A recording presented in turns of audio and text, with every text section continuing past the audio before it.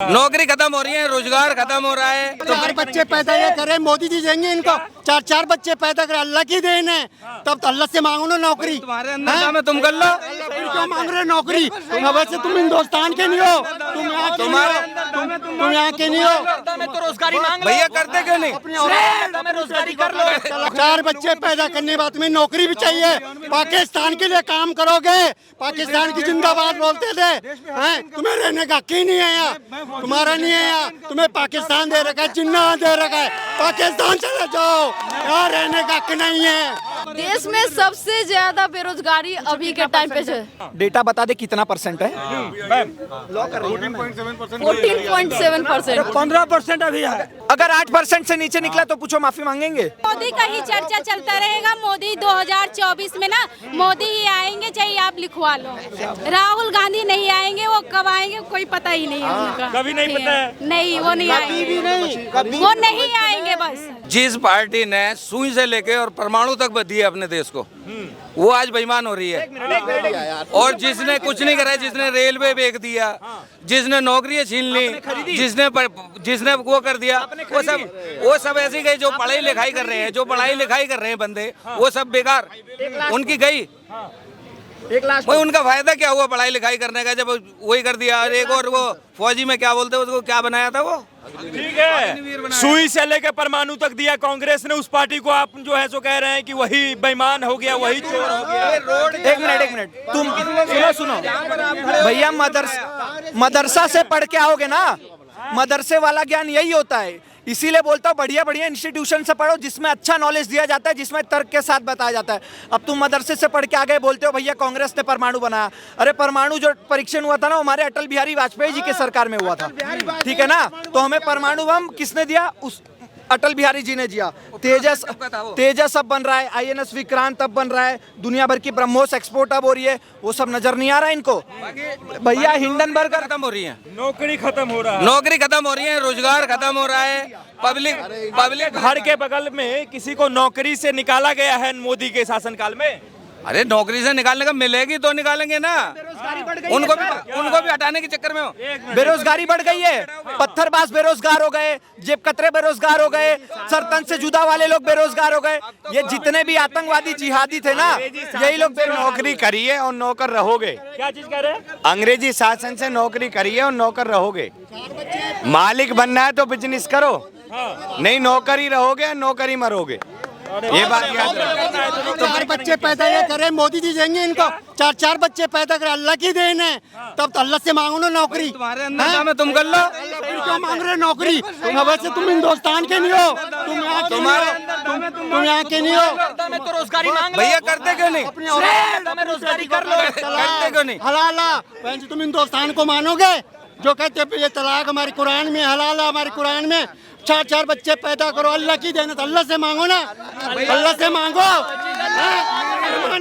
वो देश के नागरिक हैं तो देश के प्रधानमंत्री से मांगेंगे ना। ये तो आप क्यों बच्चे पैदा करते हैं प्रधानमंत्री? नहीं बात सुने नहीं वो देश के नागरिक नहीं है तो वो किससे, पाकिस्तान से मांगेंगे? वो हम देंगे। नहीं 2 बच्चे पैदा करो।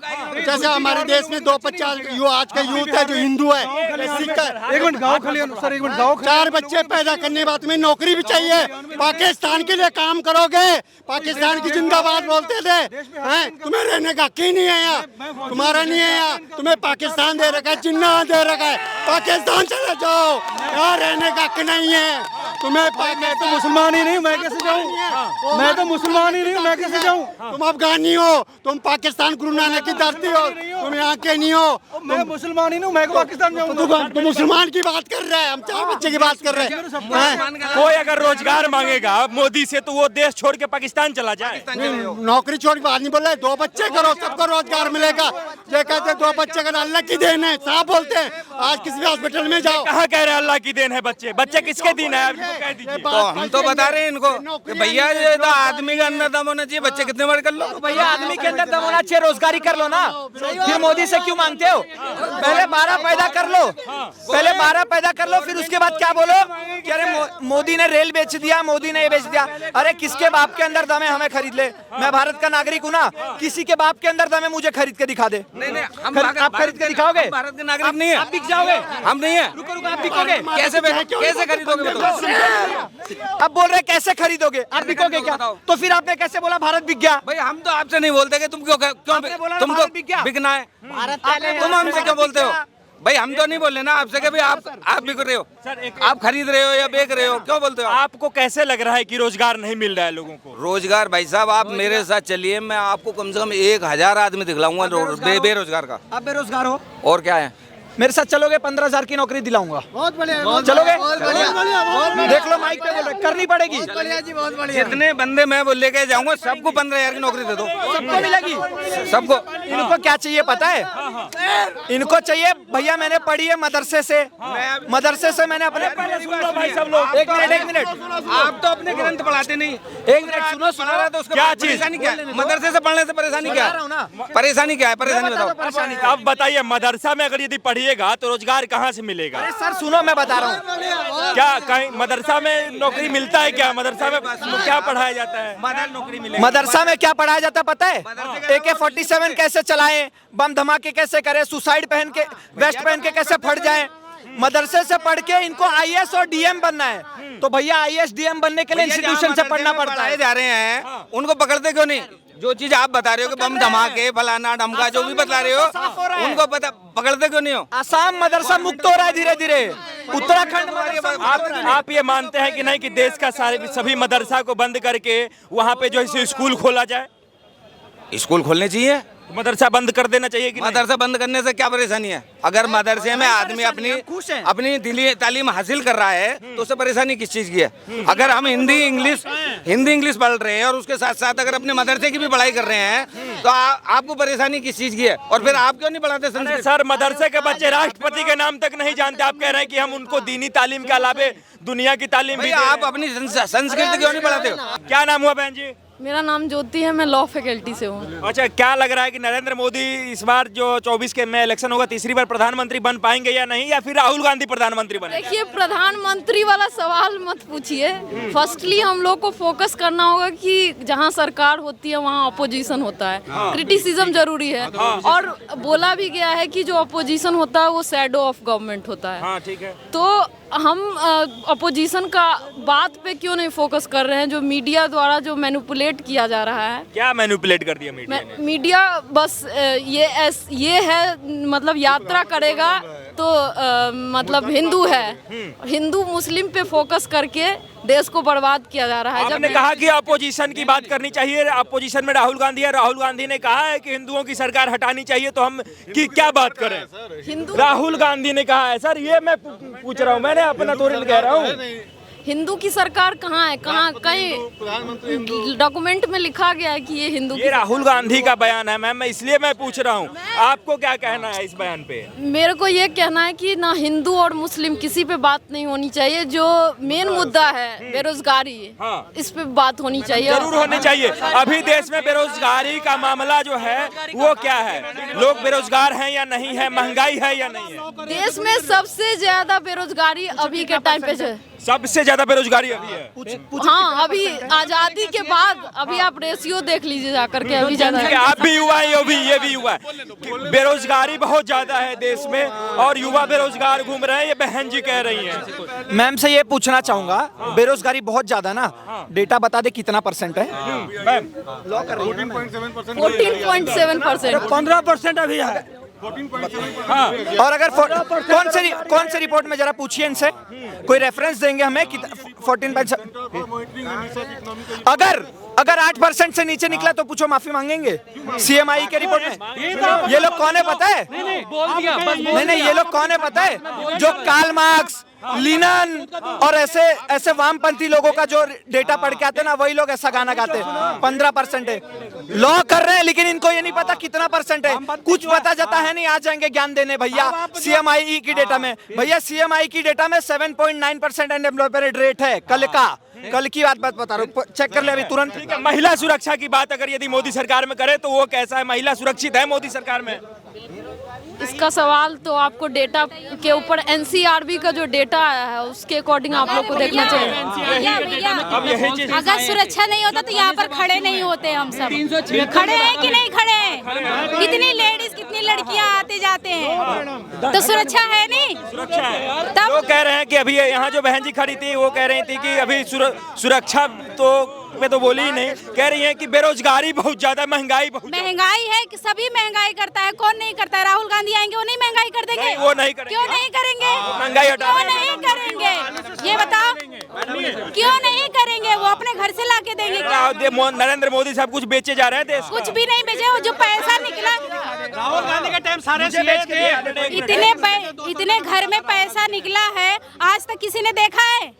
किसी के घर में देखा इतने पैसे निकले? चोर नेता है वो, तो ही उसके घर में पैसा निकला है। पैसा है किसका?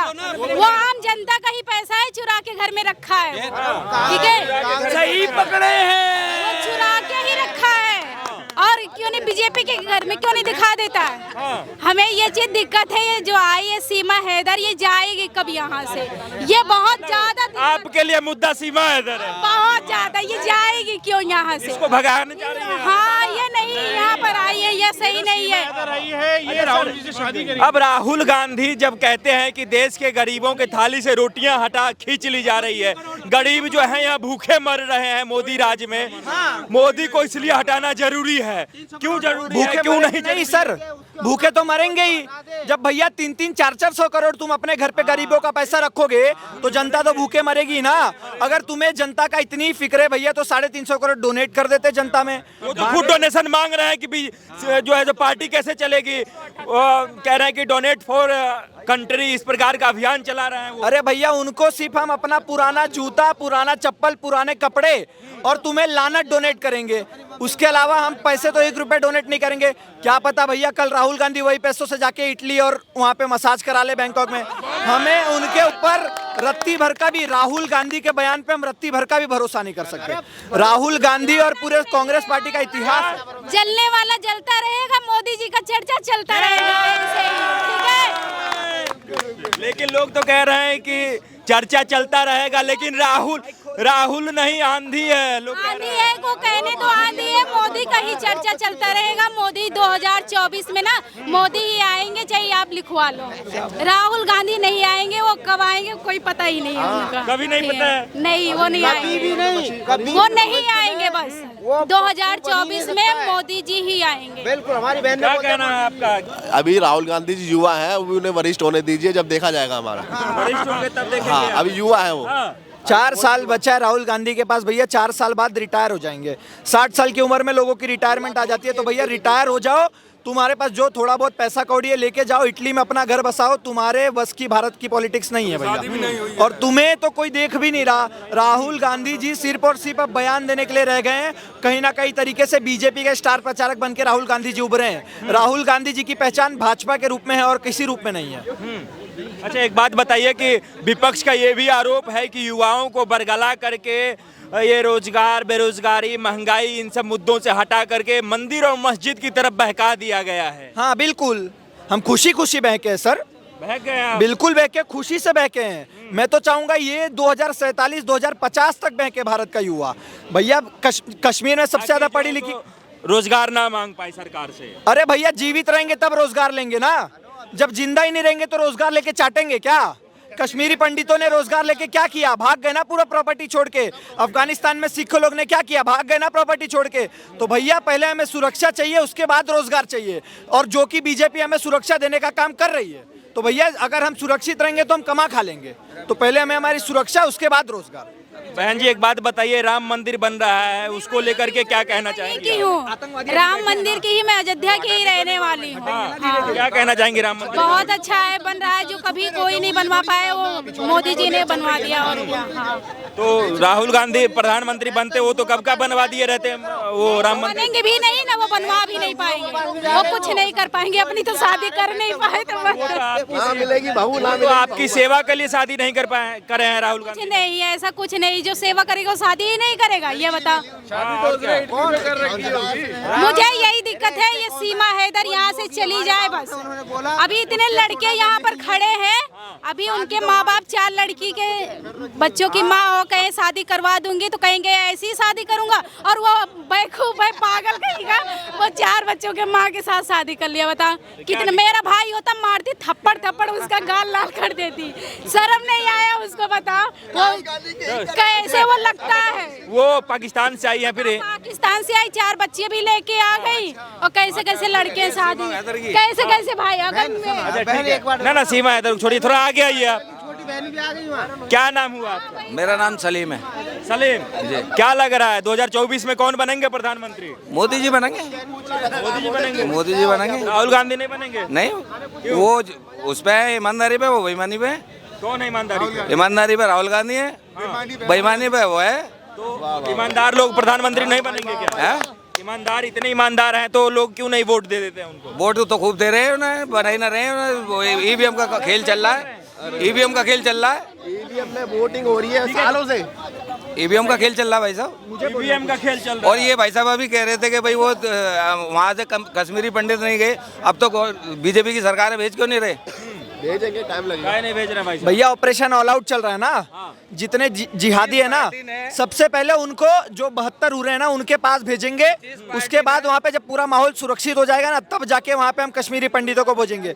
अभी ये बोल रहे थे कि भैया, अभी ये बोल रहे थे कि ईमानदारी की राहुल गांधी जी ईमानदारी से वोट मांगते हैं। भैया वो राहुल गांधी किसके लिए ईमानदार है तुम्हें पता है?